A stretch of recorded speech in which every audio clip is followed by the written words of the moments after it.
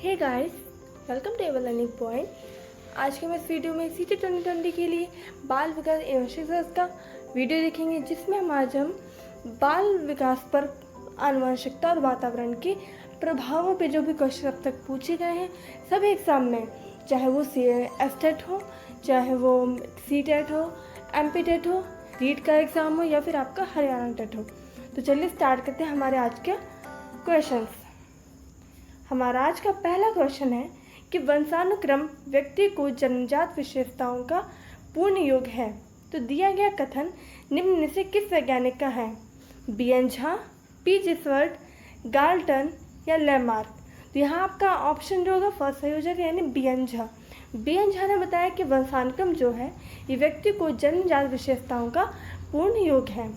Next question है कि निम्नलिखित में कथनों में से कौन सा कथन असत्य है? आपके ऑप्शंस हैं बीज कोश की निरंतरता का सिद्धांत का प्रतिपादन बीजमैन ने किया है, ये बिल्कुल सही है, यहाँ से इसको याद भी रखिएगा, एक आपका क्वेश्चन की तरह है। सेकंड, माता पिता की शारीरिक एवं मानसिक विशेषताओं का संतानों में हस्तांतरण होना आनुवंशिकता का विशेष लक्षण है, ये चीज़ भी सही है। आनुवंशिकता को क्या कहते हैं? आनुवंशिकता यही तो है, यानी माता पिता की जो शारीरिक मानसिक जो विशेषता है, ये गुण जो है अगर बच्चों में आ जाए तो इसे हम आनुवंशिकता कहते हैं।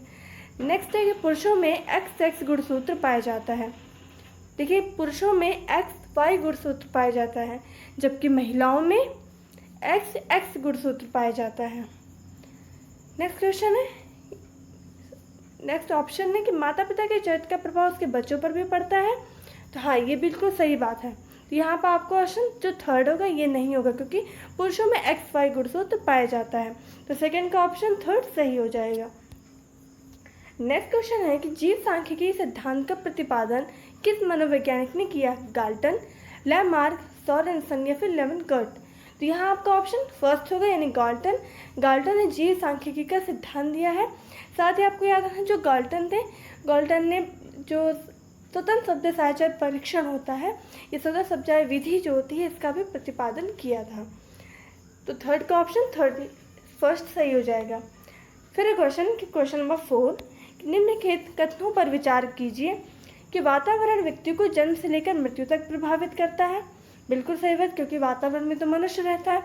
सेकंड, आनुवंशिकता एवं वातावरण का प्रभाव व्यक्ति के शारीरिक, मानसिक, संवेगात्मक एवं सामाजिक विकास पर पड़ता है, ये सही है। नेक्स्ट ऑप्शन कि बालकों के विकास में उसके परिवेश अर्थात परिवार, समाज एवं पास पड़ोस की महत्वपूर्ण भूमिका होती है, तो ये चीज़ भी सही है आपका। तो नहीं, आपका अगर ऑप्शन देखें तो आपके यहाँ पे सभी ऑप्शन सही हो जाएंगे, तो यहाँ आपका ऑप्शन 4 सही हो जाएगा। नेक्स्ट क्वेश्चन है क्वेश्चन नंबर 5, क्या आनुवंशिकता एवं वातावरण दोनों एक दूसरे से अलग हैं, एक दूसरे के पूरक है, कहा नहीं जा सकता, ये विवाद का विषय है। तो यहाँ पर आनुवंशिकता और वातावरण दोनों ही एक दूसरे के पूरक हैं, क्योंकि एक व्यक्ति का जो विकास है वो आनुवंशिकता पे भी डिपेंड करता है, जो हमें गुण माता पिता से मिले हैं उन पर भी डिपेंड करता है उसका विकास। साथ ही हम जिस वातावरण, जिस माहौल, जिस परिवेश में रह रहे हैं उसका भी प्रभाव पड़ता है। तो यहाँ आपका फिफ्थ का ऑप्शन सेकेंड सही हो जाता है। फिर क्वेश्चन नंबर 6 कि निम्नलिखित में से कौन सा वंशानुगत प्रभाव बालकों पर पड़ता है? शारीरिक लक्षणों पर प्रभाव, चरित्र पर प्रभाव, बुद्धि पर प्रभाव या उपरोक्त सभी। देखिए, वंशानुगत जो प्रभाव होता है ये इनमें उपरोक्त में सभी, यानी चरित्र पर भी प्रभाव पड़ता है, हमारी बुद्धि यानी माता पिता की, जैसे माता पिता कुशाग्र बुद्धि वाले होते हैं तो 95% ये होता है कि उनके बच्चे भी कुशाग्र बुद्धि वाले होंगे। माता पिता का चरित्र अच्छा तो बच्चों में ऑब्वियसली अच्छी चीज़ें आएंगी। और शारीरिक लक्षण भी तो पड़ते हैं, जैसे कि चाहे वो कद की बात हो या जैसे कि आँखों के जो रंग होता है, आइरिस का जो कलर होता है, किसी के ब्राउन आइज़ होती हैं, किसी के ब्लैक आइज़ होती है, तो वैसे उनके बच्चों पर भी देखने को मिलती है। तो यहाँ आपका इसका ऑप्शन 4 सही हो जाता है। अब है क्वेश्चन नंबर 8 कि निम्नलिखित में से कौन सा जोड़ा वातावरण के संदर्भ में सुमेलित नहीं है? ऑप्शन है आपके कि प्रजाति की जो श्रेष्ठता पर प्रभाव है, यानी कहने का मतलब है कि वातावरण पर किन किन चीज़ों का प्रभाव पड़ता है, क्योंकि कई सारे जो वैज्ञानिकों ने अलग अलग चीज़ों के प्रभाव की बात की है। तो यहाँ क्लार्क ने प्रजाति के वातावरण पर प्रजाति की श्रेष्ठता पर प्रभाव की बात की गई है, तो ये चीज़ सही है। ऑप्शन बुद्धि पर प्रभाव पड़ता है वातावरण में, तो कैंडेला के कहा था, ये भी सही है। मानसिक विकास पर प्रभाव गॉर्डन ने कहा था, ये भी सही है। लेकिन यहाँ पर जो ऑप्शन थर्ड है कि व्यक्तित्व पर प्रभाव वुडवर्थ ने कहा, तो ये गलत है, क्योंकि वातावरण पर व्यक्तित्व का प्रभाव पड़ता है, ये बात का प्रभाव पड़ता है। तो ये बात कूले ने कहा था। किसने कहा था? कूले ने। तो आप यहाँ पे तीनों चीज़ नोट डाउन कर लीजिए। जब भी मैं क्वेश्चन कराती हूँ तो आप एक अपनी नोटबुक अलग से बना लीजिए कि अगर आपको जब भी कोई नए क्वेश्चन मिले, जब मैं भी थी तो मैं भी यही करती थी, जब भी मुझे कोई कहीं से भी नए क्वेश्चन मिलते मैं थोड़ा सा नोट डाउन करती थी और उसे टाइम टू टाइम रिवाइज करती रहती। तो आप इसको याद रखिएगा। तो यहाँ 8 का जो ऑप्शन होगा सही, ऑप्शन थर्ड सही हो जाएगा। नेक्स्ट क्वेश्चन है क्वेश्चन नंबर 9, निम्नलिखित बीमारियों में से कौन सी एक आनुवंशिक बीमारी है? खसरा, रंगों की पहचान की अंधता, पीलिया या डायरिया। देखिए जो खसरा यानी इसे मीजल्स भी बोलते हैं, तो ये वायरस की वजह से होती है। रंगों को पहचानने की अंधता, या इसे कलर ब्लाइंडनेस बोलते हैं, तो ये होती है हमारे आनुवंशिक बीमारी। तो याद रखिए जो कलर ब्लाइंडनेस या रंगों के पहचानने की अंधता या इसे वर्णांधता भी कहते हैं, तो ये हमारी एक आनुवंशिक बीमारी है। जबकि पीलिया की बात करें और या डायरिया की बात करें, डायरिया तो बैक्टीरिया की वजह से होता है और जो पीलिया है हमारे ये भी वायरस की वजह से होता है। तो इससे यहाँ 9 का ऑप्शन जो सेकंड सही हो जाएगा। फिर क्वेश्चन नंबर 10, निम्नलिखित कथनों पर विचार कीजिए कि बालकों के आनुवंशिक गुणों उनकी वृद्धि एवं विकास दोनों को प्रभावित करते हैं। सेकंड, के आनुवंशिक गुणों के निर्धारण में गुणसूत्र को महत्वपूर्ण भूमिका होती है। तो यहाँ आपके जो दोनों ही बातें जो सही हैं कि बालक के जो अभी पहले मैं बताया कि आनुवंशिक गुण जो होते हैं वृद्धि और विकास दोनों को प्रभावित करते हैं और साथ ही वातावरण भी करता है। तो पहला तो वैसे बेसिकली सही होगा। और सेकेंड में भी जो गुणसूत्र हमारे क्रोमोसोम्स होते हैं ये भी डिपेंड करते हैं आनुवंशिक गुण के निर्धारण में। तो इससे यहाँ जो फर्स्ट और सेकेंड दोनों जाएंगे, 10th का ऑप्शन सेकेंड सही हो जाएगा। क्वेश्चन नंबर है 11 कि आनुवंशिकता को डैश सामाजिक संरचना माना जाता है। सीटेट जून 2011 का क्वेश्चन है। आप खुद देख रहे होंगे सारे क्वेश्चन किसी न किसी एग्जाम में आए हुए हैं जो कि आपके लिए बहुत ही इंपॉर्टेंट हो रहा है। तो प्लीज़ इसको पढ़ते रहिए और रिवाइज जरूर करते रहिए।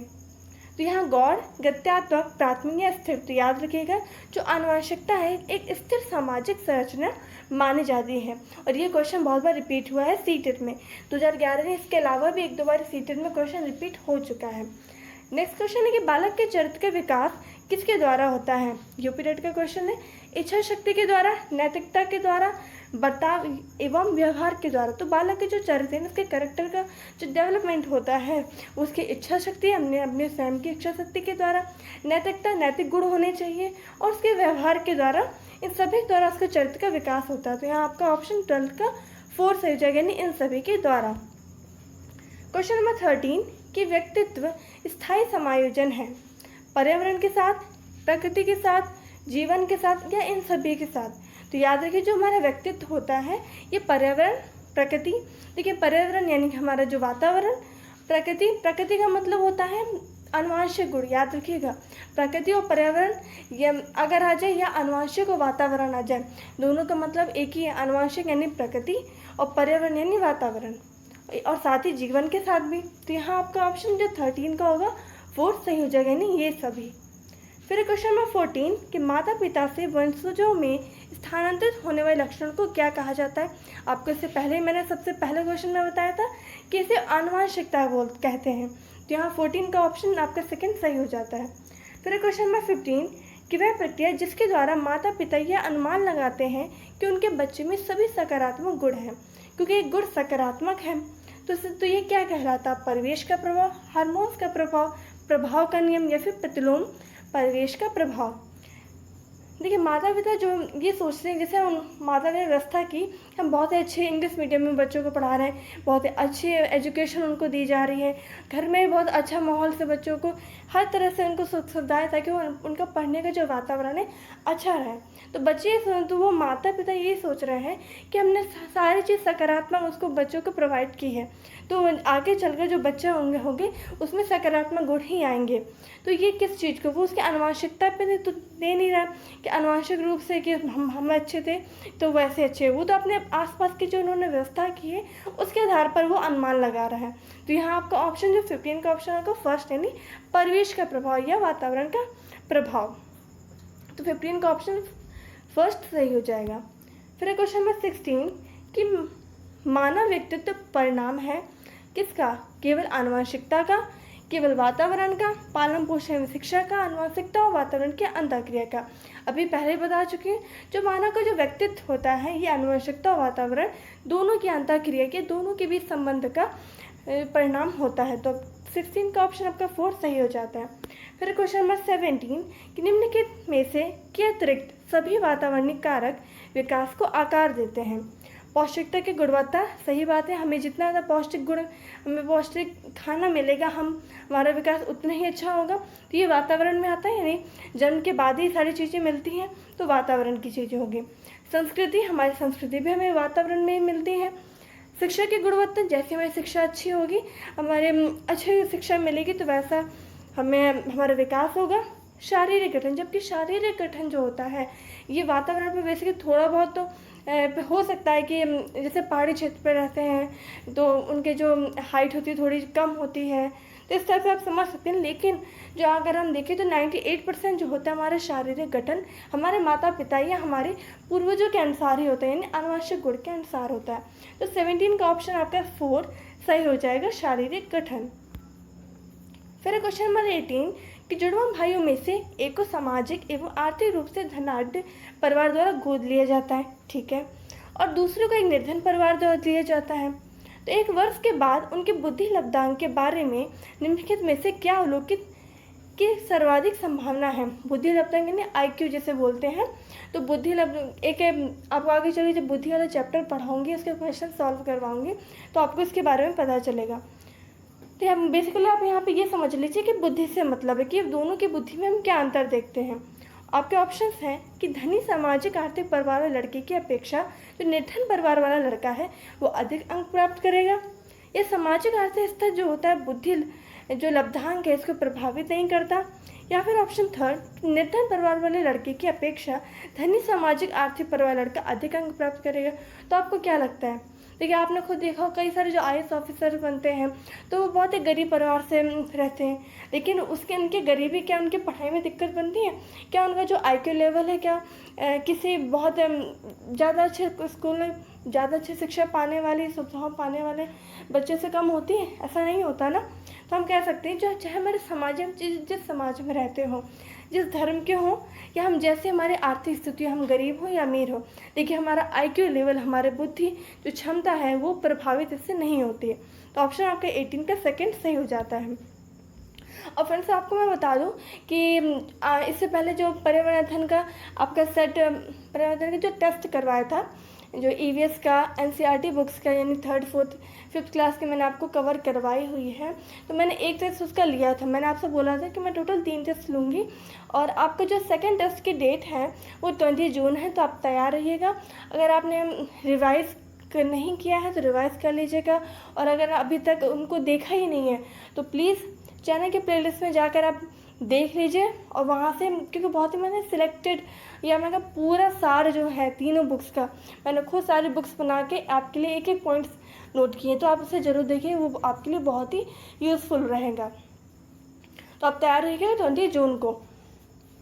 अब क्वेश्चन नंबर 19 कि निम्नलिखित में से कौन सा मुख्य रूप से आनुवंशिकता संबंधी कारक है? आँखों का रंग, सामाजिक गतिविधियों में भागीदारिता, समकक्ष व्यक्तियों के समूह के प्रति अनुभूति, चिंतन पैटर्न। तो यहाँ ऑप्शन जो होगा फर्स्ट, आपको पहले बताया था आनुवंशिक लक्षण क्या क्या होते हैं, चाहे हमारे शारीरिक गठन या आँखों का रंग या हमारी कोई ऐसी आदतें, ये सारी चीज़ आनुवंशिकता इस रूप मिलती है, हमारे पूर्वजों से मिलती है। तो 19 का ऑप्शन आपका फर्स्ट सही हो जाएगा। फिर क्वेश्चन नंबर 20 कि बच्चे के विकास में आनुवंशिकता और वातावरण की भूमिका के बारे में निम्नलिखित में से कौन सा कथन सत्य है? सीटेड जुलाई का क्वेश्चन है 2017 का कि आनुवंशिकता और वातावरण दोनों एक बच्चे के विकास में 50-50% योगदान रखते हैं। देखिए दोनों तो रखते हैं, लेकिन हम एकदम एक्सेप्ट नहीं कह सकते कि आधा आनुवंशिकता और आधा वातावरण का। तो कभी किसी में कम ज़्यादा भी हो सकता है, किसी का जो ज़्यादा जो लक्षण वो आनुवंशिकता के आधार पर ही हो, बाकी वातावरण पे बहुत ही कम। तो हम एकदम निर्धारित नहीं कर सकते कि आधा या आधा ही होगा, होता दोनों का ही है। तो फर्स्ट तो नहीं होगा। सेकंड के समवयस्क को पितृक का सापेक्ष योगदान योगात्मक नहीं होता है। थर्ड ऑप्शन के आनुवंशिकता और वातावरण एक साथ परिचित नहीं होती है, तो गलत ही है।